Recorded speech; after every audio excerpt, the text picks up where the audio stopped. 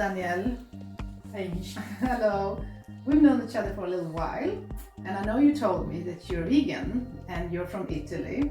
So I'm like super curious now, like what made you go vegan, and what were your challenges as a vegan in Italy? So, I became vegan for first kind of ethic reasons. So I understood that what I was eating were sentient beings, that they have feelings, complex kind of life, and so for me it was something like that I was not able to go on eating them. So why eating them when we don't need it? So would you say once you decided to be a vegan, which year was that? 2015. So that's almost 10 years now, Yes. soon. Was there any challenges with that, you think? Well, probably more on social kind of side rather than for me, because well, it depends also. For me there was not any kind of big challenges, because when I decide to do something I do it. Even finding food was pretty easy, so probably was much more difficult going out with friends that for them was just a diet and not an ethical reason. What is about being vegan is about touching food, and food is really something that is big part of every culture in the world, and anytime that you're going to touch in these people, they are thinking, no, I'm not going to change in my habits. Yeah. Do you feel like there's an openness in your community, with your people, your friends, your family? Are they open to, are they curious about that you became vegan? Are they interested in trying vegan food and stuff like that? Or do you feel more that have been more resistance?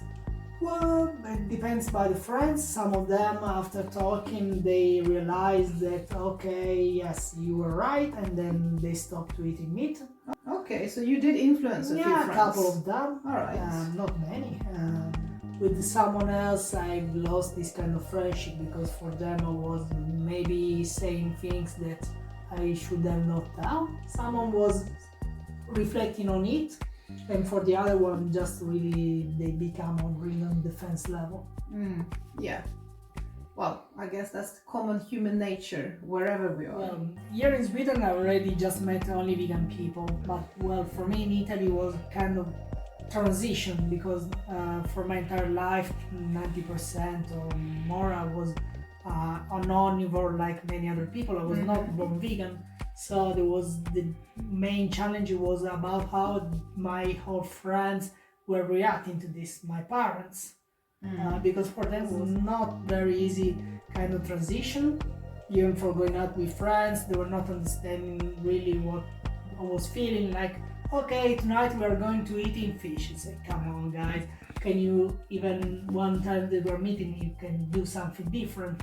And it was quite difficult also for Daniele, you mentioned that you really are into pasta. Is that correct? Yeah, like unfortunately, like this is quite very Italian thing. Yes, it's kind of food that I really like. It's pretty simple to be prepared. Have you heard about the new Swedish recommendations now from the food department, or the that we should all limit our meat intake to 350 grams a week maximum? No, I didn't talk about it. But yeah, even I think in Europe they are trying to make an understanding that meat is not good for your health. It's pretty clear right now that cause cancer, especially processed food like Please, you can also eat a little bit, I guess so. Would you say that Italian people are aware of these things? Always trying defending the tradition of Italy. And what is the tradition of Italy? Meat for them. It's No, but meat. like Mediterranean food. Yeah, no, but now Here it's we- more about meat, good quality of meat, prosciutto, salami. But that's gotta be something new. I mean, like from what I've learned is that the typical Mediterranean diet is full of vegetables. Yes, and suppose nuts. the Mediterranean diet is not something like that you can sell it easily, I would say, while Parmigiano Reggiano is a big brand. Prosciutto di Parma is It another. looks like Italy is just going the same way as the rest of the Western world. It just I keeps think increasing. is already in that path because they forget about all other things. It's not healthy, we know that. I know, but for them, even there is a problem about culture, about many doctors in Italy. They are thinking and saying that, okay, you need to eat meat. And you grow up with this kind of mentality. Yeah.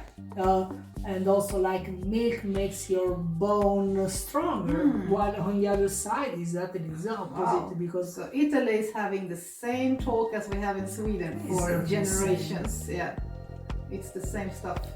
Yeah. Do you think that people around the world who are not vegan might see us as vegans in some kind of elitistic view, in an elitistic way? What is your thoughts about that? yeah, probably this can be one of the way that we are seen.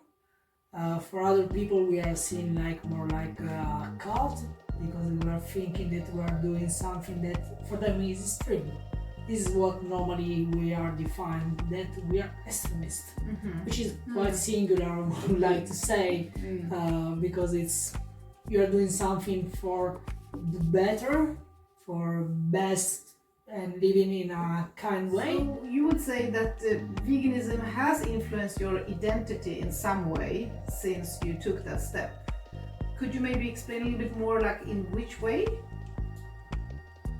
Well, I think that it's changed for sure, my perspective of life, because really I stopped thinking that this was normal. It's not normal in any way, because it was something like a kind of education that we received. We are forced when we are kids about eating this, and we make this kind of disconnection about the reality, what you are eating and what in reality it is an animal. So I'm much more aware than before, I would say.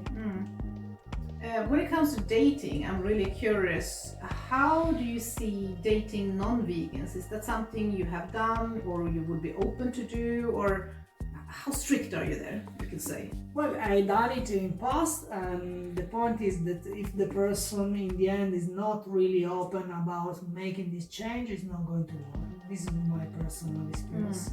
Okay, so you can date a meat eater, but as long as they're open to become more vegetarian, vegan. Yes, if they're understanding what for me it is, will be not a problem. But if for them it's just okay, which is the problem if I'm eating meat, you don't have to. Or maybe they're thinking, okay, we are going out for dinner, I'm going to eat meat in front of you. Yes, this is not really respectful, because they're not understanding that it's not a diet. Alright, so you mean the problem with vegan diet is not actually the diet, it's the fact people just eat a few particular things and they exclude way too much food, then they get sick. Yeah, they don't do it in the right way, and then of course there are problems. But imagine this kind of big machos man that they are trying to fighting for their masculinity, that is already pretty clear that is a toxic kind of masculinity. Yeah, I think the results will be pretty soon out about only eating meat. Yeah, I think that would be super interesting to see what happens with those 100% carnivore people, because we are not carnivore. That's I know, problem. but they think we are. So good luck to them, I would say. Yeah. So we'll see, because from what I understand, there's no research on that type of diet for a long time. No, they are making the test for the studies. There is a reason why there is not any kind of studies of exactly this, because we are not carnivore. Yeah, it's gonna be super interesting to see, because from what I've heard, they just keep saying that they got rid of all these diseases. They feel so much healthier. They feel like they've lost all this weight, and like they feel amazing. That's what they say anyway. So, like, how are they going to feel after 10 years of a carnivore diet? Or 20 years or whatever? They will live so long. Will they live? It's going to be super interesting to find out. If they will. This big kind of question mark about lives. They can really live with being just... Even going to the toilet is going to be a problem. For example, from what I understand, there's no vitamin C in meat. There's no fibers in meat. Oh. So it's very, very like excluding type of food. So good. Yeah. You know, we talk about eating a well-balanced diet. What is well-balanced in that? There's no balance. Very kind of like a one particular food item. Yeah. I also know, Danielle, that you are very, very interested in learning to make kanelbullar. Yeah, that is something that I would like to learn, because in Italy we have found kind of recipe, but I didn't work out. And you have never made them, right? No. Okay, so before you go, we have to make kanelbullar, right? That would be great. Okay, all right. More dry. How is it going, Danielle? Yeah, very nice, very easy. Yeah, for tomorrow maybe. Loves it. Do you love it, Danielle? Nice. Do you have a relationship already with the dough? It's beautiful.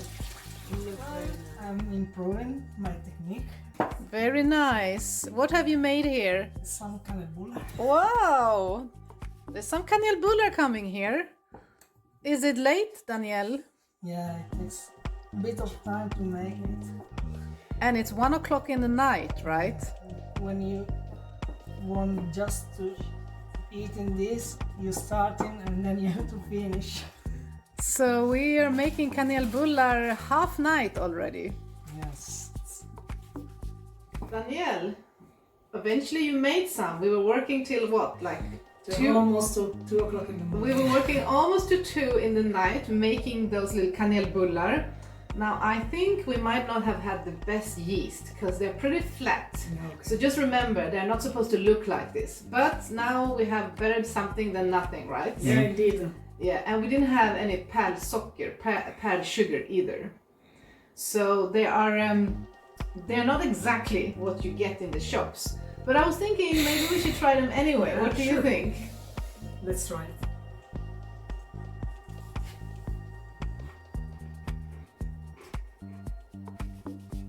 Taste-wise, they're more like kakor than bullar. They're nice. I like it. They're more like, what is it, cookies? Mm. Cookies than buns. So we made the new recipe. Now, Yeah. instead of kanelbullar, kanel pepper. Kanelbullar, yeah. Yeah, they're good. But I feel now like we should remake them. But you're going back to Italy, right, Danielle? Soon today. So are you gonna make them in Italy? Yeah, maybe we can make it for the 4th of October. We can redo it online. That's right. 4th of October is kanelbullens dag, yeah. I'm happy with the result.